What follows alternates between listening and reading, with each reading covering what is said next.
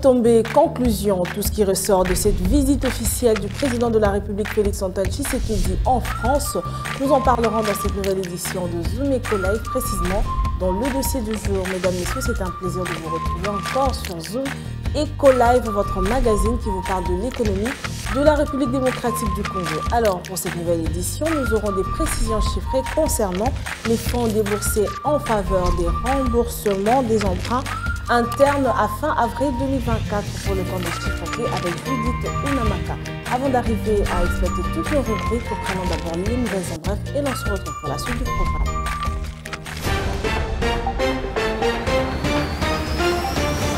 Pour le seul mois d'avril de l'année en cours, le régime financier de la République démocratique du Congo ont mobilisé le recette de l'ordre de 4 095,4 milliards de francs congolais, soit 1,4 milliard de dollars américains. C'est ce qui renseigne le ministère des Finances dans un tableau de l'évolution de la situation financière de l'État congolais au cours du mois d'avril 2024. Plus de détails sur Zone-Copent. Le gouvernement de la République démocratique du Congo a déboursé un montant total de 920,9 milliards de francs congolais, soit près des 331,1 millions de dollars américains, en faveur de remboursement des emprunts internes captés au cours de 4 premiers mois de l'année en cours.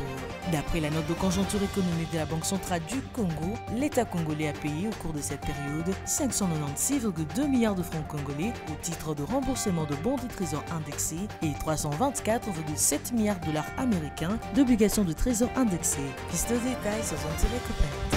La Générale de Carrière et des Mines SA, GECAMINE SA et le Bureau de recherche géologique et minière ont conclu ce mardi 30 avril 2024, en marge de la visite d'État du président Félix-Antoine Tshisekedi Tshilombo à Paris, un accord cadre afin de coopérer dans le domaine de géosciences en République démocratique du Congo. Piste de détails sur Zone-Copent. En marge de la visite officielle du président de la République démocratique du Congo, Félix-Antoine Tshisekedi Tshilombo, en France du 28 au 30 avril 2024, le patronat congolais et français ont décidé de se mettre ensemble pour le développement des affaires entre la France et la RDC. À l'issue d'une table ronde qui a réuni les hommes d'affaires de la RDC représentés par la Fédération des entreprises du Congo et leur homologue de la France par le biais du mouvement des entreprises France, 4 leviers importants ont été adoptés. Liste de détails sur Zone-Copent.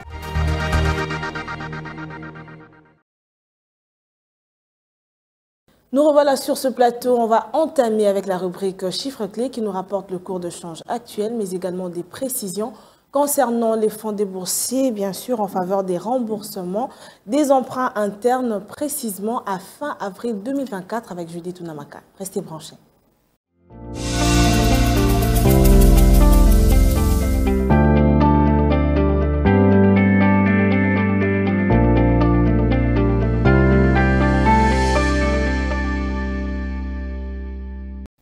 Et tout à l'heure, nous allons parler le langage chiffré avec Judith Unamaka. Judith, bienvenue. Merci. Pour commencer, prenons le cours de change actuel en RDC. Bien, en prenant en compte le tarif de bourse en République démocratique du Congo, principalement sur l'officiel, $1 se change à 2782 francs congolais. Un franc CFA vaut 4,53 centimes. Un euro se négocie à 2977 francs congolais. Maintenant, prenant le marché parallèle, nous sommes focalisés particulièrement dans la commune de Limete. Dans cet endroit, $1 vaut 2750 francs. Un franc CFA se change à 4,60 centimes et 1 euro équivaut à 2990 francs. Notre prochaine question parle de 4 premiers mois de l'année en cours, l'année 2024. Unamaka, dites-nous précisément combien est-ce que le gouvernement congolais a déboursé en faveur des remboursements des emprunts internes captés justement au cours de cette période précitée. Bien, le gouvernement de la République démocratique du Congo a déboursé un montant total de 920,9 milliards de francs congolais, soit près de 331,1 millions de dollars en faveur des remboursements des emprunts internes captés au cours des 4 premiers mois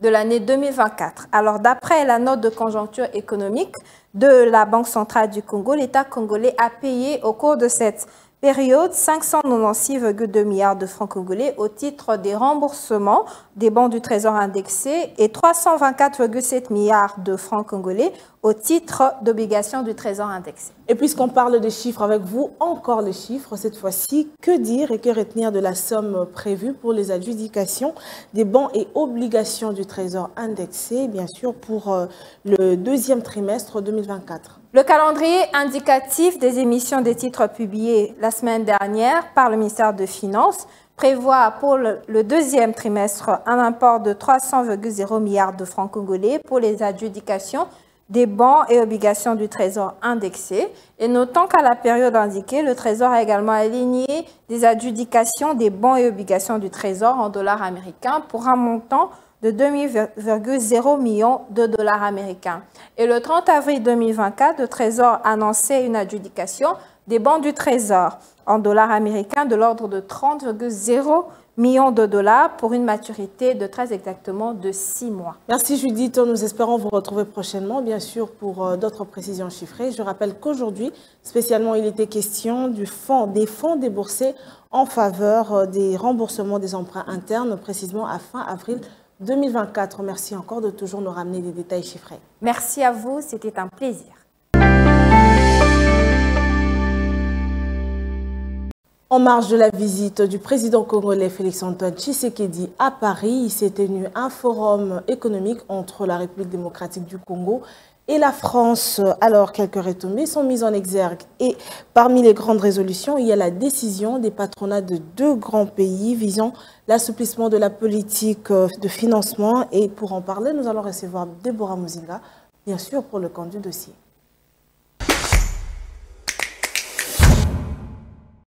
Elle est avec nous sur ce plateau pour le compte du dossier. Deborah Muzinga, bienvenue à vous.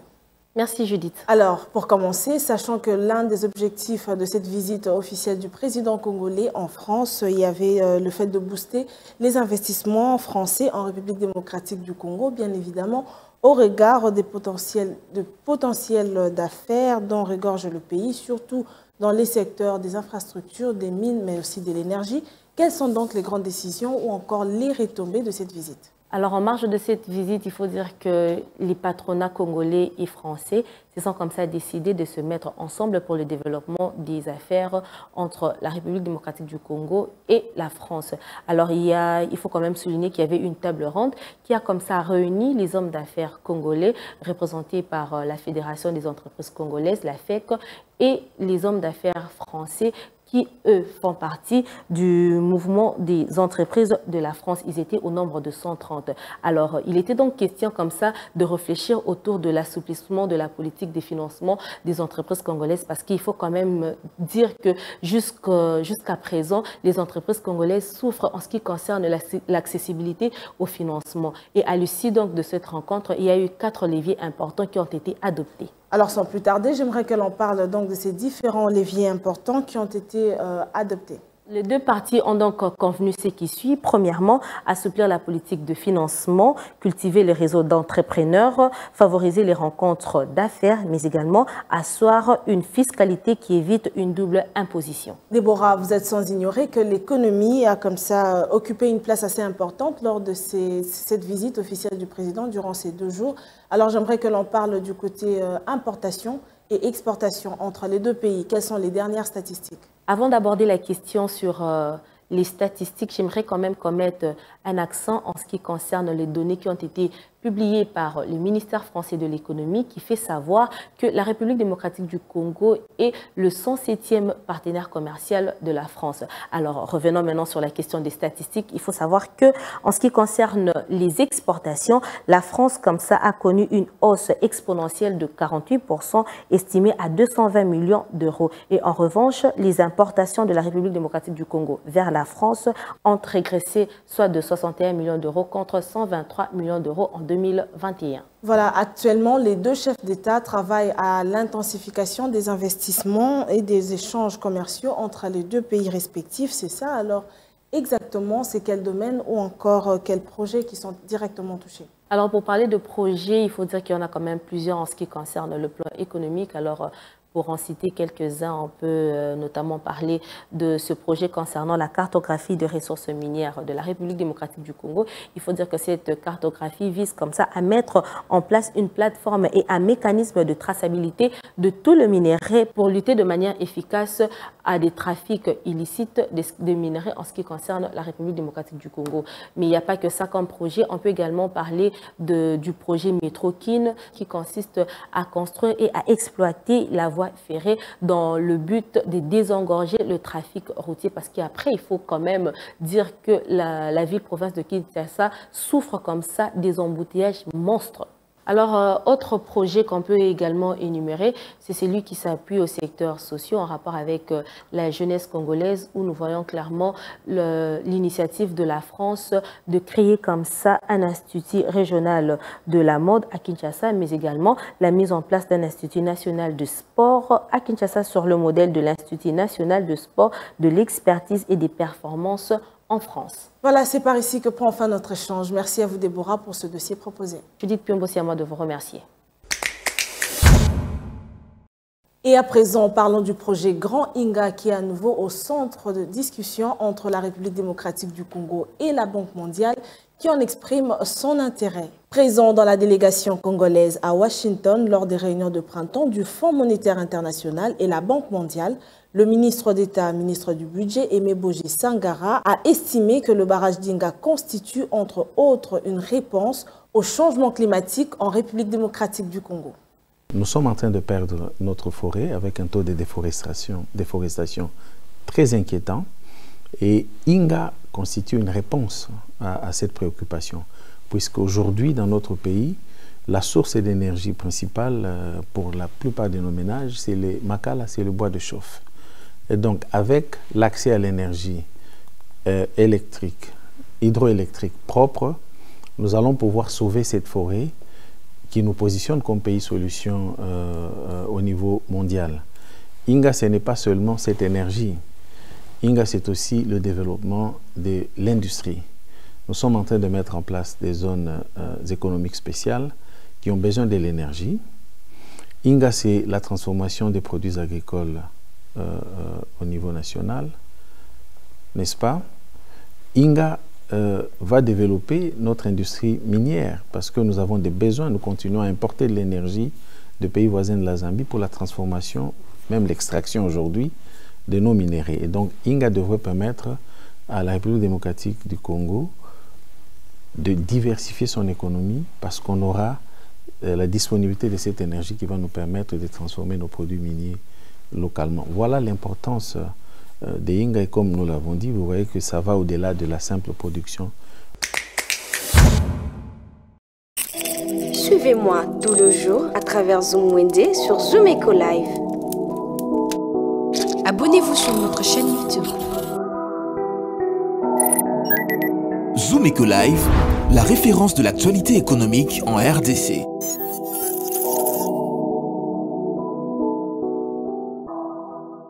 Juste après elle, nous passons au marché du jour que nous présente Naomi Kandé. Aujourd'hui encore, il s'agira d'un marché des prix comparatifs entre Ziguida et Gambela, s'agissant bien sûr des produits de première nécessité. Suivez Zoom Wende pour cette nouvelle édition de Zoom Eco Live.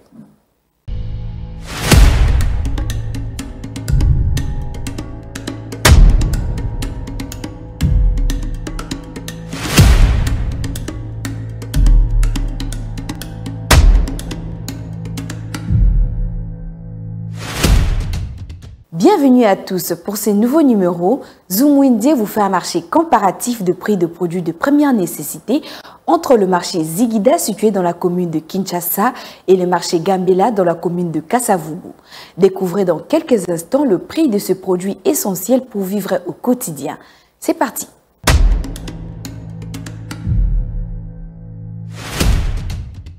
Commençons notre marché du jour avec le prix de produits du marché Ziguida. Pour un savon en bloc, le prix se fixe à 800 francs. Un savon en poudre revient à 300 francs et 400 francs, tout en dépendant de la marque. Un rouleau de papier toilette se vend à 700 francs au marché Ziguida. Toujours dans ces mêmes marchés, 5 litres d'huile végétale coûtent 28 000 francs et 29 000 francs, parfois à 30 000 francs, tout en dépendant de la marque. Pour ceux qui souhaitent se procurer un litre d'huile végétale, son prix est de 8 000 francs. Parmi les produits de première nécessité du marché Ziguida, on trouve également le sucre au prix de 1 500 francs et 2 000 francs. Le sucre rouge se fixe à 1 700 francs. Passons actuellement au prix de produits du marché Gambela. Pour un rouleau de papier toilette, le prix varie entre 500 francs et 700 francs, tout en dépendant de la qualité. Pour ceux qui souhaitent se procurer un litre d'huile végétale au marché Gambela, son prix est de 6 000 francs la bouteille. On retrouve également 5 litres au même endroit qui varient entre 27 000 francs et 29 000 francs, tout en dépendant de la marque bien sûr. 700 francs est le prix fixé d'un savon en bloc actuellement. Le savon en poudre varie entre 200 francs et 400 francs. Et enfin pour clore ces marchés, un sac combi de sucre roux coûte 1 500 francs au marché Gambela.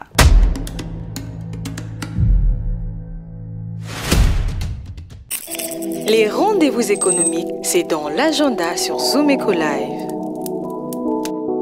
Abonnez-vous sur notre chaîne YouTube. Zoom Eco Live, la référence de l'actualité économique en RDC.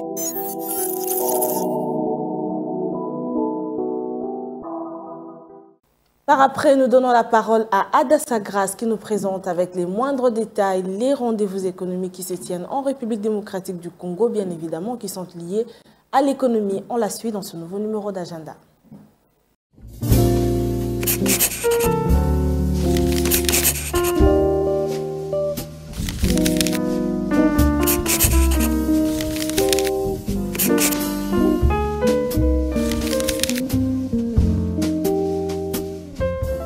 Bienvenue à l'agenda, voici les entrevues du jour. Une mission économique et commerciale multisectorielle en République démocratique du Congo est prévue du 20 au 25 mai 2024 à Lubumbashi et à Kolwezi. À présent, la 5e édition de Journées internationales de macroéconomie et des finances s'y tiendra du 22 au 24 mai 2024 au Palais de Congrès de Dakhla, signalant que l'activité a pour but de promouvoir un échange constructif entre chercheurs, décideurs et formule des recommandations aux questions critiques en matière de politiques économiques. En rappel, le Forum Europe-Afrique s'y tiendra à Marseille du 7 au 8 mai 2024 et sera axé sur explorer, réussir et investir. Enfin, la Fédération des entreprises du Congo prépare une mission économique de la RDC au Maroc, qui est prévue du 27 mai au 2 juin 2024 et sera axée sur les thèmes les opportunités de coopération entre le Maroc et la RDC dans les secteurs de la pêche, l'agro-industrie, l'hôtellerie et l'industrie. Merci de nous avoir suivis. Au revoir.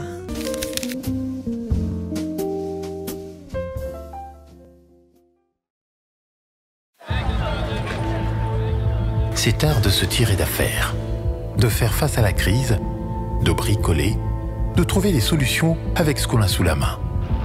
Un art dans lequel les Congolais ont développé un savoir-faire particulier. Article 15. Débrouillez-vous pour vivre. Et pour clôturer, c'est article 15 où un accent particulier est mis sur la débrouillardise, les différentes activités commerciales et on découvre tous les jours la multitude des activités qui se retrouvent ici en République démocratique du Congo et dans la province Kinshasa en particulier. Suivant ce nouveau numéro. Débrouillard jamais, jamais, jamais. Débrouillard jamais, jamais, jamais. Débrouillard jamais.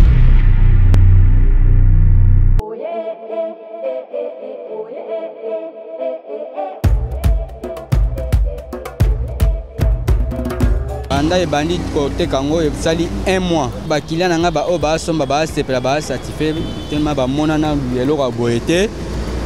Mais ba sepela na ndenge ba moni yango eza propre, ma monyo so propre. Vraiment ndenge ba melango ba sepela yango makasi.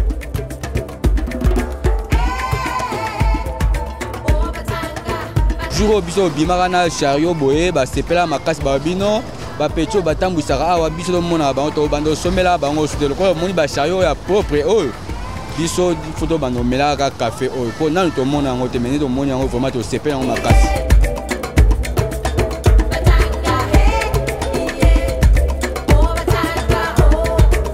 Difficulté na kutana nango zalaka semaine passée na baramoto awa ezana ba agent de l'état mo baté mawana bango nde ba ngaba kanga chariot ba tuna mikanda. Naïs va on jusqu'à présent mikanda na ebimité suka ba libéra yinga ba bino kendo travailler.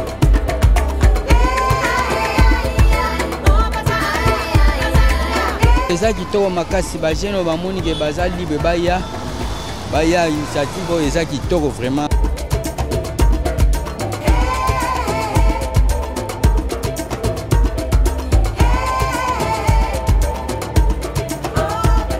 On a consommateur nanga na pesi bango ka merci mingi ndenge ba féliciter ba mela kitoko ba o ba melite ba ya ba somba ba mela ba otika la ba fana.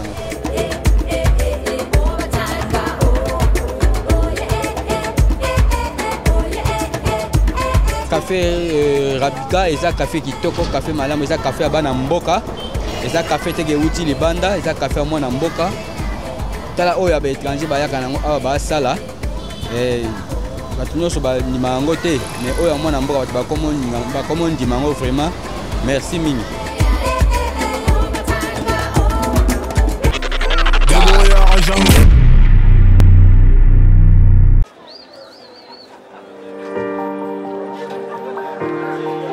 Dans les détails du marché, nous avons appris à vous connaître, à vous comprendre et vous apporter plus de lumière. Désormais, avec vous, c'est parti pour un voyage de rêve vers une destination meilleure.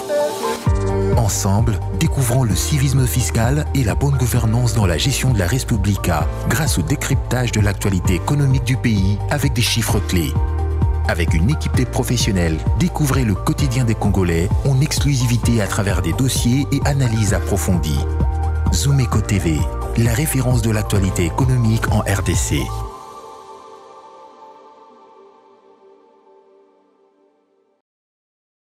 Nous voilà arrivés à la fin de cette édition. Merci à vous d'être toujours nombreux à nous choisir pour vous informer concernant bien sûr l'évolution de l'économie de la République démocratique du Congo. C'était un plaisir pour nous aussi de vous avoir partagé ces différentes informations. D'ici là, portez-vous bien et on se retrouve dans une nouvelle édition avec le même plaisir. Au revoir et à très vite.